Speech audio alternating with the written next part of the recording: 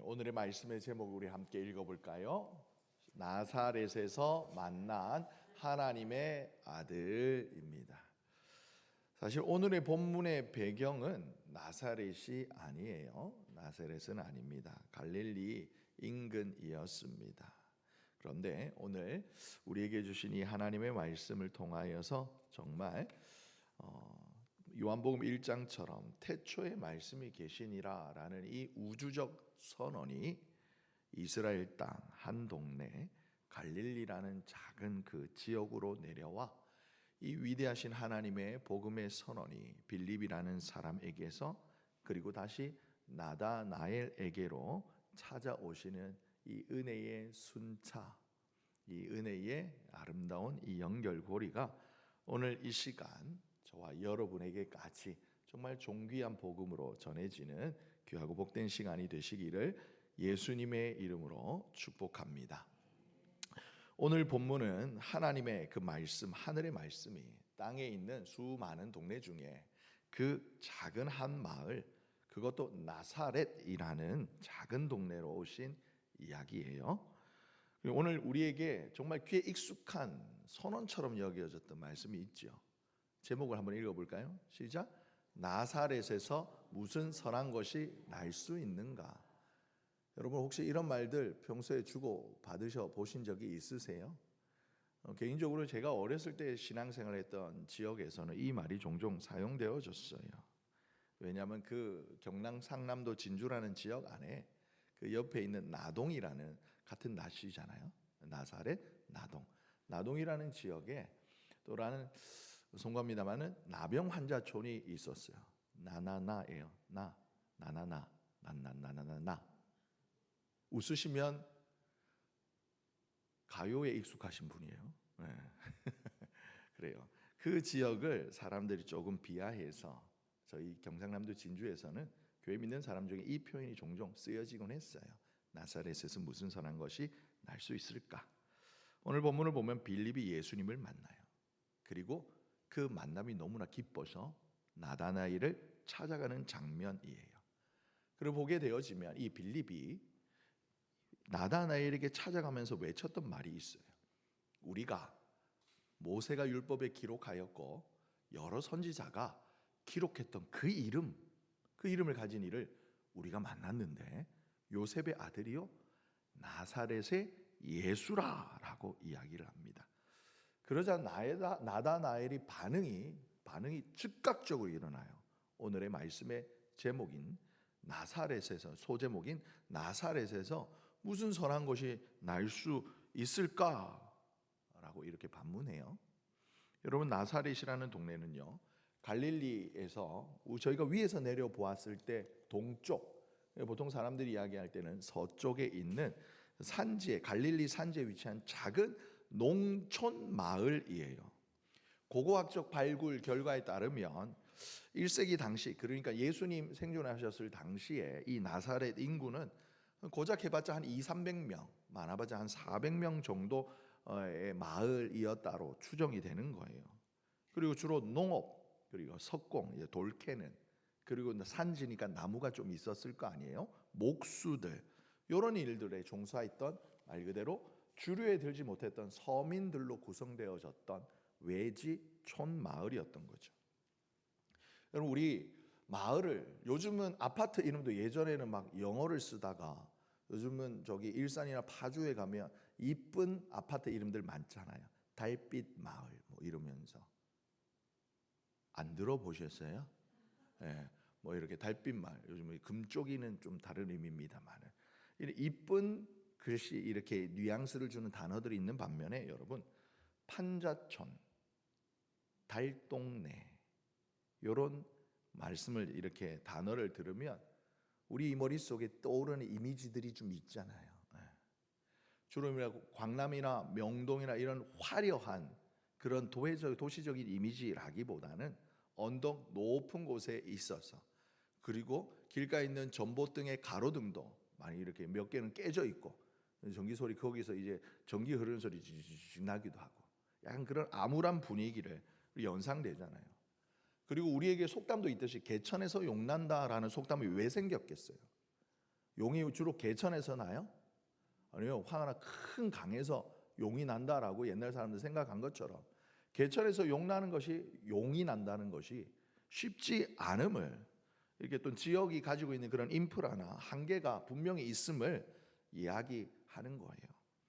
나다나엘의 이 나사렛에서 무슨 선한 것이 날 수 있을까라는 이런 부정적인 반응은, 그러니까 나사렛이라는 동네가 가지고 있던 그 이름 없음과 사회적인 그런 비천함을 그대로 반영해 주는 반응이었던 거예요. 분명 유대인들에게 있어서 여러분, 메시아라는 어떤 존재예요?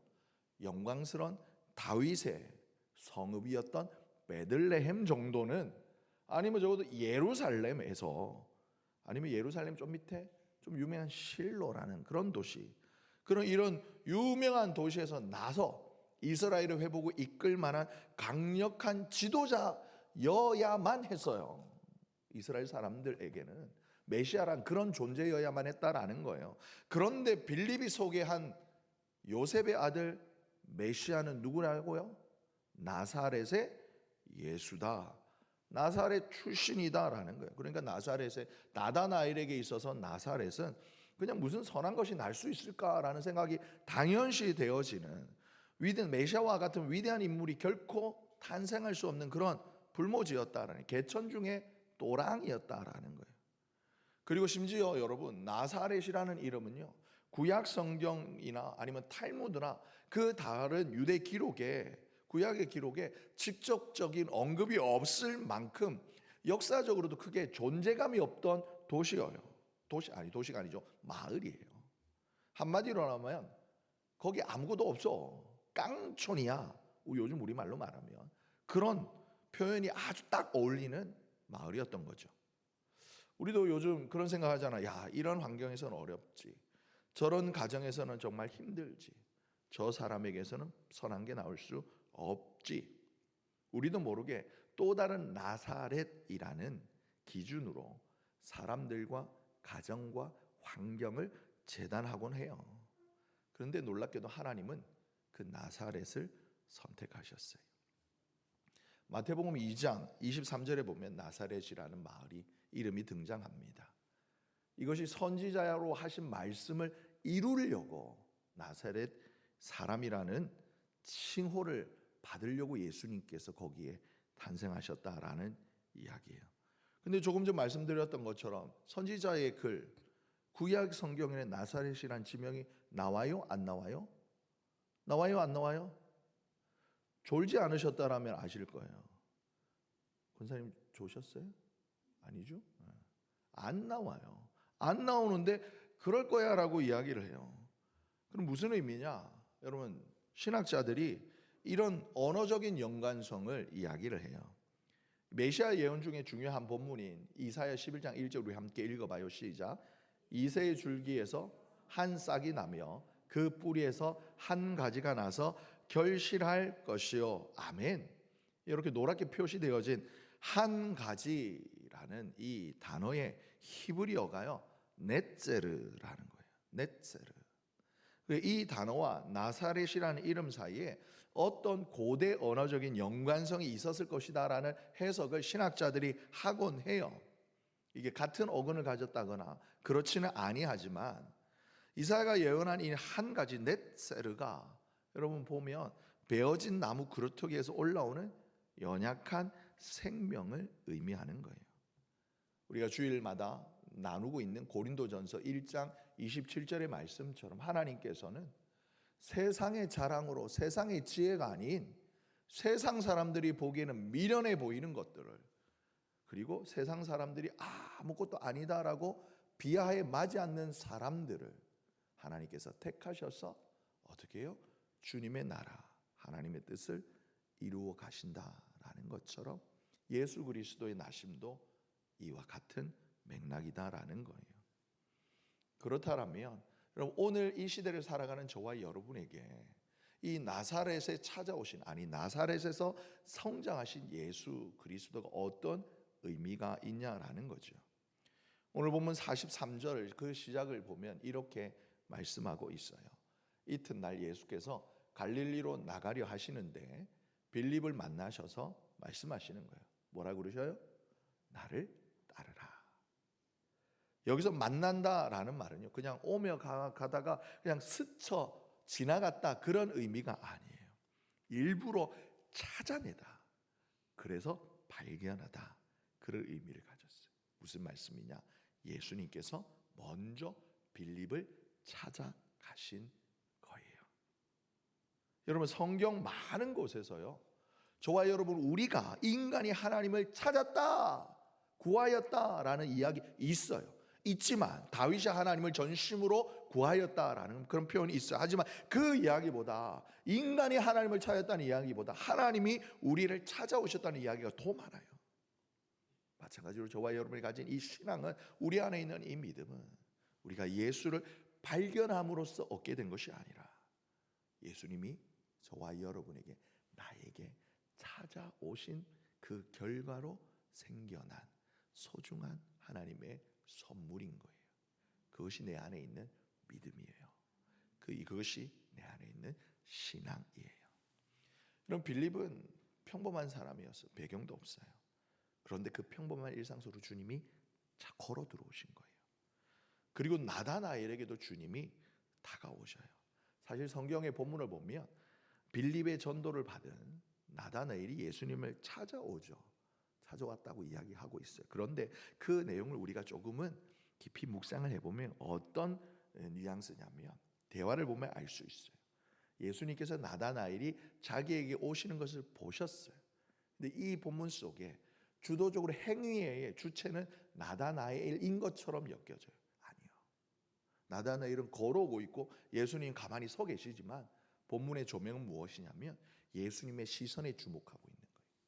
나다나엘은 움직여서 걸어오고 있지만 예수님이 이미 나다나엘을 보셨어요. 그리고 나다나엘은 오늘 요즘 우리 말로 간을 보고 있었어요.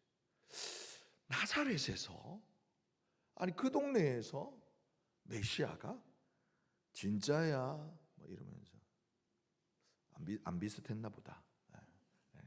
밈이었는데, 유행어였는데, 진짜야, 사실이야 그러면서 간 보면서 오고 있었던 거예요. 그런데 예수님이 훅 들어오시는 거예요. 야, 보라, 있네니, behold, 보라 그러시면서 참으로 이스라엘 사람이다. 찐이 이스라엘 사람이다. 그 안에 간사한 것이 하나도 없다. 그 전에 예수님께서는 사도행과 바리새인 보시면서 뭐라고 그랬어요? 회칠한 무덤이라고 그랬어요. 이후에 나오지만. 그런데 이 나다나엘을 향해서 예수님이 극찬을 하시는 거예요. 나다나엘이 놀래요. 어떻게 알아요? 예수님이 대답하십니다. 네가, 빌립이 너를 부르기 전에 네가 무화과 나무 아래에 있을 때 보았노라. 여러분, 여기에서 맨 마지막에 있는 무화과 나무 아래에 있었다라는 표현을 우리가 조금 주목해 볼 필요가 있어요. 예수님께서 나다나엘로 하여금 이 사람 참 이스라엘 사람이고 그 속에 간사한 것이 없다라는 말씀이, 이 말씀이 무화과 나무 아래라는 표현으로 귀결되어져요. 구약 성경에서요, 이 무화과 나무는 이스라엘의 번영과 그리고 안식과 하나님의 축복을 상징하는 대표적인 그런 뭐랄까요, 상징과도 같았어요. 열왕기상 4장에 보게 되어지면 솔로몬 시대의 그 태평성대를 이렇게 표현해요. 우리나라도 보통 우리 대한민국의 아름다움을 삼천리 반도 뭐라 그래요? 금수강산이라고 그러세요. 금수가 뭐예요? 짐승이 많은? 아니죠.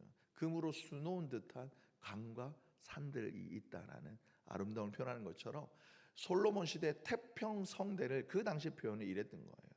단에서부터 브엘세바는 말 그대로 저 위에서부터 아래 끝에서부터 위에 끝까지, 우리나라 말로 하면 동과 서에서 한라에서 백두까지 각기 포도나무 아래와 무화과 나무 아래에서 평안히 살았더라. 평화의 시대를 묘사하는 표현인 거예요. 또한 선지자들도 마찬가지로 오실 메시아에 대하여서 이야기할 때 이렇게 해서 미가 4장 4절에 보면 그때에는 전쟁도 그치고 각 사람이 자기 포도나무 아래와 자기 무화과 나무 아래에 앉아 있을 것이라는 거예요. 사방을 그들로 하여금 두렵게 할 존재가 없을 거고, 이 모든 일이 뭐예요? 만군의 여호와의 말씀으로 이루어질 것이다. 평화의 시대의 도래에 관한 선지자의 예언의 표현에도 이 포도나무와 무화과나무 아래를 이야기해요. 스가랴 3장 10절에도 마찬가지예요. 만군의 여호와가 말씀하시는데, 그날에 메시아가 임하실 때에 너희 각각 포도나무와 무화과나무 아래로 서로 초대하리 하셨느니라. 그러면 이처럼 메시아의 오심과 이스라엘 회복에 대한 말씀을 이 무화과나무 아래라는 표현이 갖고 있는 거예요. 따라서 나다나엘이 이 무화과나무 아래에 있었다라는 것을 무엇을 의미하시느냐? 당시 예수님 오실 당시에 이스라엘이 독립국가였어요, 여러분? 자유로운 국가였어요? 모르시는 거예요. 어디까지 올라가는 거예요? 오늘 국제 전도 폭발 서신대팀 단연 설교를 하는데 아무도 제가 경상도 사람임을 몰랐어요. 완벽하게 서울말로 위장하고 있었습니다. 놀래더라고요. 경상남도 진주가 고향입니다 이랬더니, 여러분 뭔 얘기하려다가 이렇게 간 거야? 여러분, 나다나엘이 무화과나무 아래 있었다라는 것은 그가요, 로마 제국 이야기했죠. 이스라엘이 로마 제국에 압제되어 있었잖아요. 우리가 일제에 의하여서 강제로 점령을 당하였던 것처럼. 그러다 보니까 그 당시에 우리나라 사람들도 대한 독립을 그렇게 강구했던 것처럼 나다나엘이 무화과나무 아래서 간절히 기도했던 거예요. 평상시 그의 간절한 소망, 하나님 메시아를 보내주시고 우리나라를 회복시켜 주시옵소서. 그 마음 안에 이에 대한 간절함이 있었음을 주님이 아신 거예요. 그것을 네가 무화과나무 아래에 있었을 때부터 내가 너를 알았노라 라는 말씀으로 알려주시는 거예요. 그의 기도의 자리였고 말씀을 묵상하는 자리고, 마찬가지로 민족의 아픔을 가슴에 품고 아무도 모르게 눈물을 흘리던 그 자리, 예수님은 나다나엘의 그 이스라엘 민족의 약점이자 아픔의 자리를 알고 계셨던 거예요. 마찬가지로 저와 여러분에게도 이 나사렛 포인트가 있지 않습니까? 너무나 간절히 소망하지만 아직도 이루어지지 않아서 나의 약점이 되어져 버린 내 마음, 내 삶의 영역들, 갈망과 그러하지 못함, 이루지 못한 그 부끄러움 사이에서 갈등하는 내 마음, 그러다가 결국 나는 아무것도 없어요, 선한 게 날 게 없어요, 그렇게 자주 하듯 말하고 싶은 자리, 오늘 성경 말씀하시는 거예요. 주님께서 바로 내 마음의 그 자리로 찾아와 주신다라는 거예요. 나사렛에서 자라나신 예수님은 안다, 내가 네 마음 안다 하시면서 우리의 낮은 자리, 우리의 실패한 자리, 내가 꽁꽁 숨겨두었던 그 상처, 그 속으로 들어오시는 분이시다라는 거예요.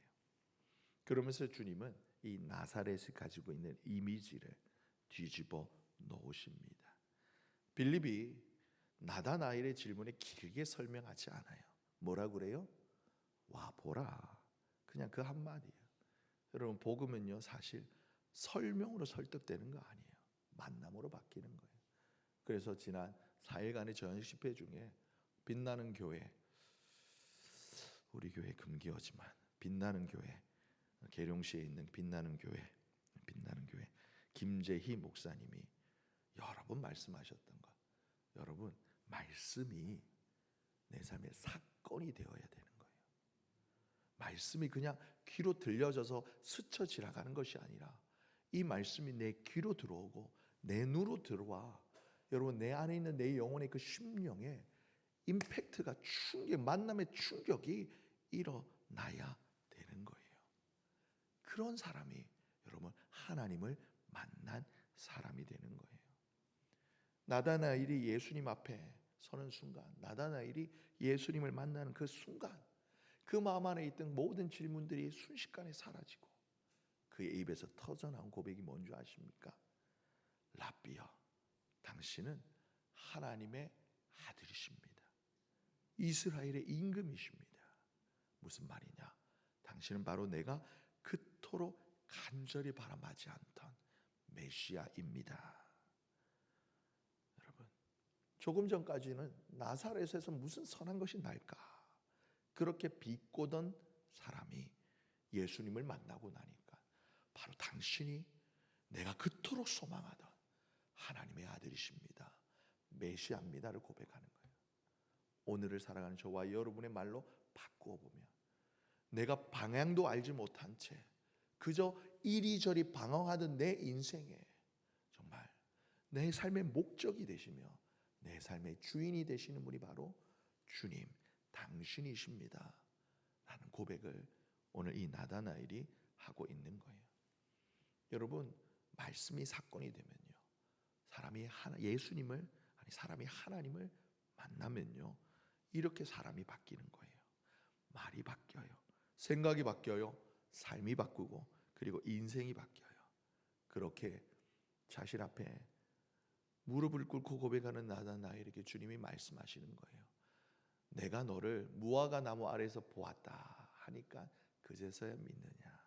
그래, 그래도 괜찮다.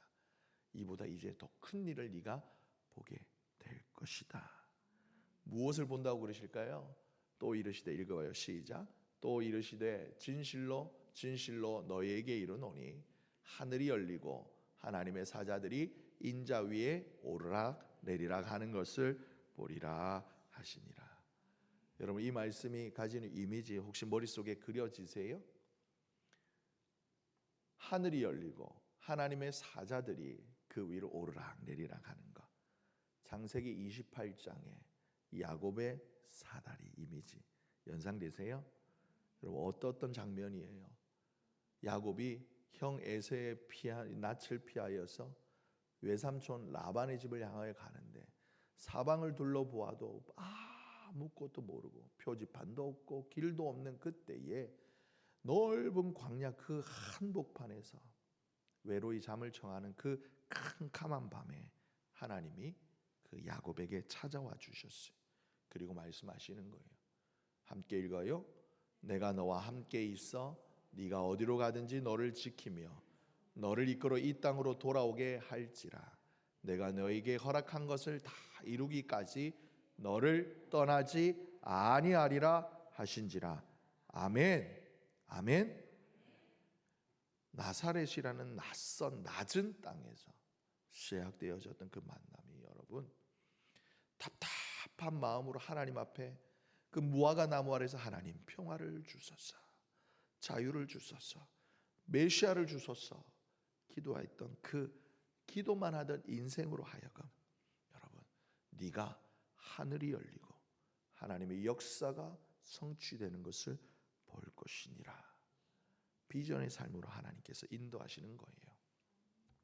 말씀을 마무리해요. 사랑하는 성도 여러분, 혹시 저와 여러분 삶 안에도 나사렛 같은 영역 여전히 있으실 겁니다. 이거는 정말 소망이 없어요. 너무나 초라해요. 나는 할 수 없어요. 변화가 일어나지 않을 거예요. 너무 망가졌어요.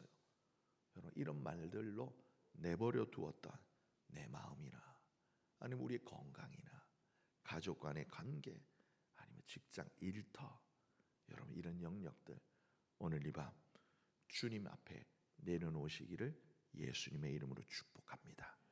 그렇게 저와 여러분을 위하여 하늘의 영광의 보좌를 버리시고 가장 낮은 곳으로 오셨던 그 예수 그리스도께서 나도 아노라, 나도 겪었노라, 내가 너를 일으키겠노라, 내가 너를 보았다, 너는 나를 따라라, 내가 내 삶에 큰 일을 이루리라. 사랑하는 성도 여러분, 오늘 이 밤에 내 삶에 찾아오시는 하나님의 아들 예수 그리스도를 다시 만나는 은혜의 마음 되시기를 예수님의 이름으로 축복합니다.